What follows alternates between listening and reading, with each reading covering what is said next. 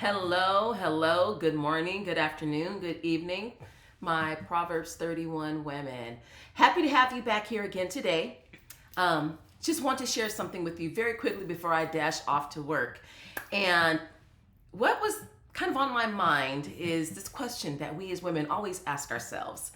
How in the world am I supposed to do all the things, right? I mean, let's just think about this, especially for us who are striving to be that strong Proverbs 31 woman. Maybe you're a wife, you got little kids, you might have teenagers, you might even have grown kids. Honey, the struggle is real. How in the world are we supposed to, for those of us who work outside of the home, do the whole home career thing? Or maybe you're an entrepreneur and you're trying to grow your own business and you've got kids, whether you've got one kid or five kids or seven kids. Sometimes it can be a lot. I'll tell you, I have one and he wears me out sometimes. And maybe you've got a husband. You got to spend time with that relationship with that person, kind of nurturing it and making sure that you're devoting enough time. That really should be first, ladies. And then what about your extended family? You've got parents, sometimes you've got aging parents or other family members that you need to take care of. And then also you've got friends, you've got, maybe long-term friendships or new friendships that you're trying to nurture and develop. You've got extended family, you got cousins, you got siblings, you've grandparents, you got an aunt you haven't seen in a while and you feel like I really need to get out and go see my aunt or my uncle. Maybe you want to volunteer in the community. And so, for me, I have a teenager and I'm trying to get him acclimated into volunteering. Well, that means I have to volunteer too, which I enjoy doing, but there's only so many hours in the day. And then let me not even talk about the obsession with having the perfect house. I will be honest, I am a control freak.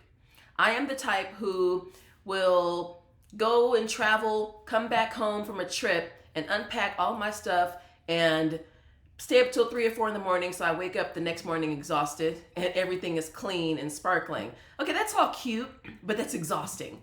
And I obsess over my house a little bit. I'm being very candid with everyone right now, but I don't think I'm alone. That's the thing, right? And what I want to encourage you to do is stop trying to control it all. Stop it. Me, myself also, we need to stop trying to control everything and stop trying to be perfect.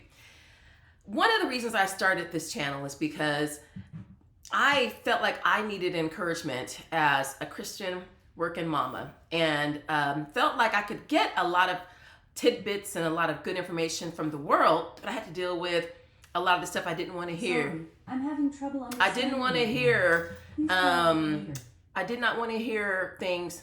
Sorry, that was Alexa. That was really weird.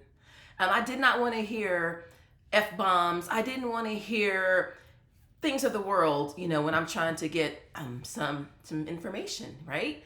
And so I wanted to start this to really give you the same encouragement from a Christian perspective, from a biblical perspective.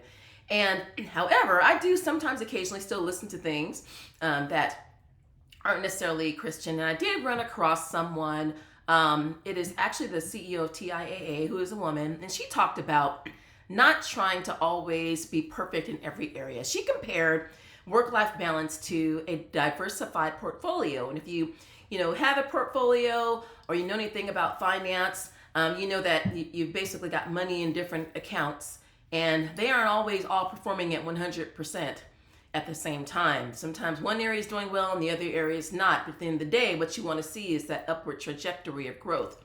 And that really resonated with me. And I want to share that with you so that you stop expecting perfection in every area of your life. We cannot do it and we will burn out.